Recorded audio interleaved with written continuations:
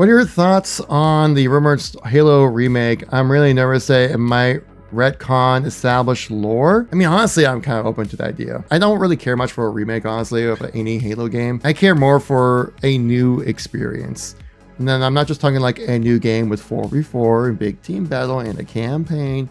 Like, I need something like new with Halo to feel excited about the franchise again. Like, I've always thought like a Battlefront mode would be awesome. And the earliest we're gonna see that is 2026 as well. It's definitely not happening this year. If it does, my jaw would be dropped if it comes out this year. Honestly, I would be kind of down with a lore retcon and just kind of do what Star Wars kind of did, or do what Modern Warfare did, where basically they just hit the restart button, or like what Modern Warfare series did with 2019. They just hit the full reset button, and there's like, we're just gonna retell the story how we want and not worry about like continuity and stuff like that. And Modern Warfare 2018 ended up being one of my favorite campaigns of all time in Call of Duty. The hardest part is with the whole thing is that, like, I think something like a retcon restart of the Halo situation would only work out if we had enough Halo, which we just don't have nearly enough Halo right now. Because we've had literally one Halo game in the past 9 years. And that was Halo Infinite. And yes, it was supposed to be the 10-year plan, the Halo game, the end all Halo games and things like, not end all Halo games, but the Halo experience to play for the next 10 years or so. But clearly, it didn't play out that way for whatever reason, right? It kind of just ended up being not exactly, what everyone intended it to be. 343 at the time and Microsoft were really banking on this game or Halo Infinite to really pop off and be like what we all wanted Halo to be. And I think a live service model would have actually worked out really well for the Halo franchise. Just kind of mimic the same thing we see with like Call of Duty or something like that. But I think the tools that they were using with the people that they had at the time and jumping so far deep into like a open world live service experience with Halo was just too much for the team working on Halo Infinite at the time. 343 and Microsoft went all in with Halo Infinite, and it ended up not working out at all. Is why it's caused such a big gap between these games, right? We need more Halo content, just straight up. Like, I even asked the the community director at Halo at Halo World Finals back in 2024. And I put a short form video out about it as well, talking about like, what does Halo need? And he's just like, it just needs more. We just need more Halo. The last major Halo game besides Infinite release was Halo 5 back in 2015. And that game was fun for up until like the 2017, I think is when like the live servicey kind of thing ended with Halo 5. That's the hard part, where like you can't really do like a retcon if you're still just begging for just having enough Halo to go around.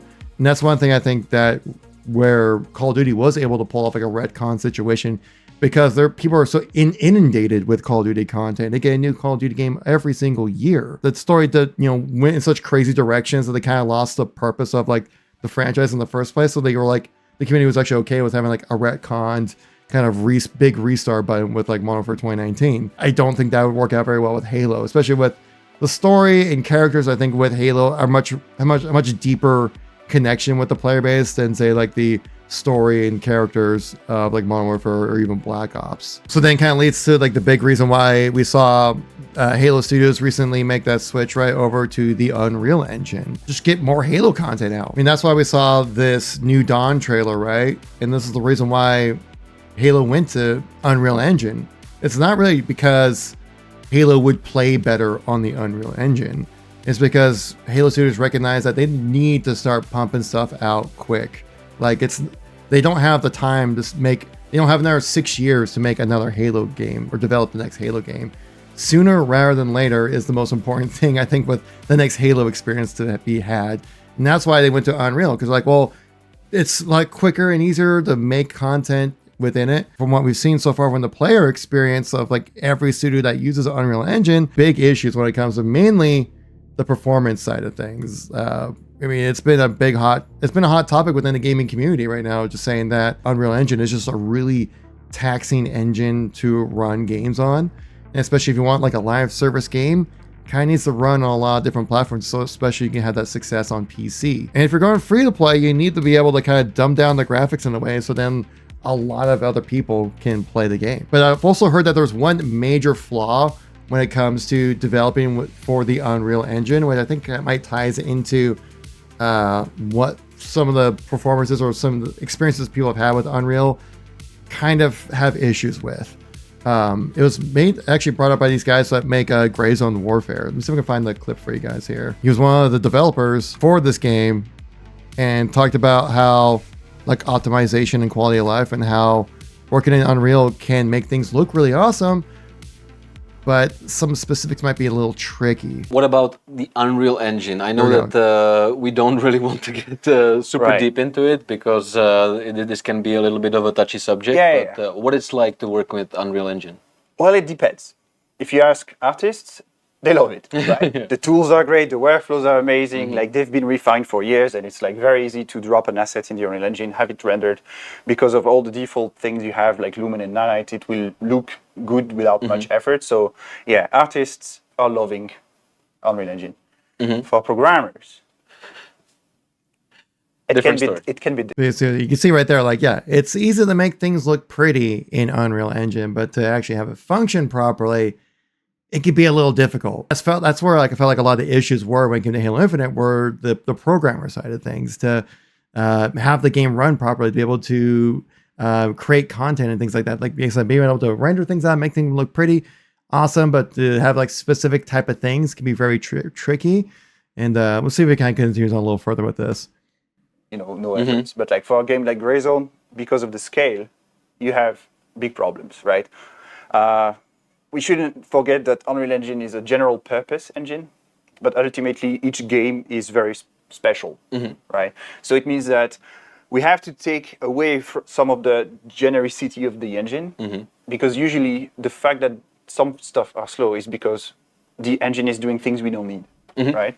So we constantly have to look into the engine, find the things we are not using that we can turn off. Essentially, like, can I switch this off without ruining the experience? Talking about the engine itself right there, like turning off general aspects that maybe they're not even using for the engine. And that's where, like, I think we saw an interview with Hidden Xperia as well, with a former Bungie dev. He was talking about how he wasn't happy about hearing Halo switch to Unreal Engine and how you need a proprietary engine for a game like Halo. And for Gray Zone Warfare, just a small dev team out there making an open world, persistent world extraction shooter type of experience, which I've been meaning to dive back into. I want to talk about this game a little bit later as well. But it's interesting to hear that, like hearing from an honest developer take about the performance of an engine, because you're not going to hear that from a Halo dev. That's going to be curated perfectly to where it doesn't, because what you're going to hear from every Halo developer out there is going to be Unreal Engine is going to be the perfect engine for us. It's exactly what we need. Guys are going to love it. It's going to be amazing, right? And it was nice to actually hear like an honest take from a developer. But of course, they're a much smaller team. They run their own communications and stuff like that. They're just their own small dev team making this game. That you would hear much more honest takes like that from a smaller dev team. So I thought that was really interesting take to hear from like an actual technical director, and talking about a game like Gray Zone Warfare, which has been dealing with a lot of issues when it comes to performance and optimization and things like that. So I just thought that was a really interesting thing to share to the Halo audience, which, I mean, all flaws aside, the Slipspace engine performs very well. I could play that game at 1440p, decent graphic settings, and still get 144 frames. That's pretty good. Pretty good. At least from the multiplayer side of things. So that's one of my big concerns with Halo switching over to Unreal, is just the performance of the game. And hopefully it's something that could be passable and not have to rely so much on DLSS and frame generation to be a functioning game at launch, which seems to be kind of the crutch for a lot of the games out there. Like, I don't mind a little DLSS, but like when I'm playing games like Stalker 2, for example, that's the one I've been recently playing that relies heavily on DLSS and relies even more heavy on frame generation. Like, you need frame generation on that game to have it be a passable, playable experience for a first-person shooter, which is something, and that's just to get like 60 frames. Like, that can't happen with Halo. Now, obviously, they have direct partnership with their guy from EA, or not EA, but from Epic over there, talking about the engine and making sure that everything runs as it's supposed to and things like that. So we'll see. We'll just really honestly just have to wait and see when it comes to this Halo remake, potential CE remake made in Unreal Engine 5, and hopefully it turns out well, man. There's so much uncertainty. They're still filling out the team as well. Like I said, I think I recently also watched a Sean W video recently. Again, say what you will about Sean, but he has decent information that comes out. He was the one that broke the news about Halo switching to Unreal.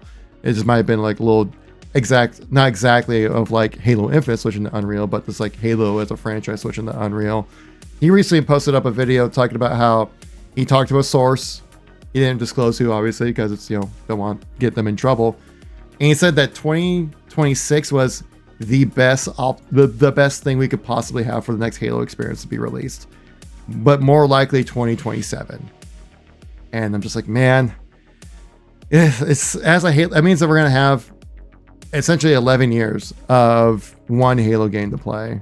And can they continue on with the operations side of things for Halo Infinite for the next 2 years? Maybe? I don't know. Like, it depends how well you can make stuff in Unreal, I guess. Yeah, right. Wait for the next console generation. GTA 6 before the next Halo? Yeah, absolutely happening. Absolutely happening.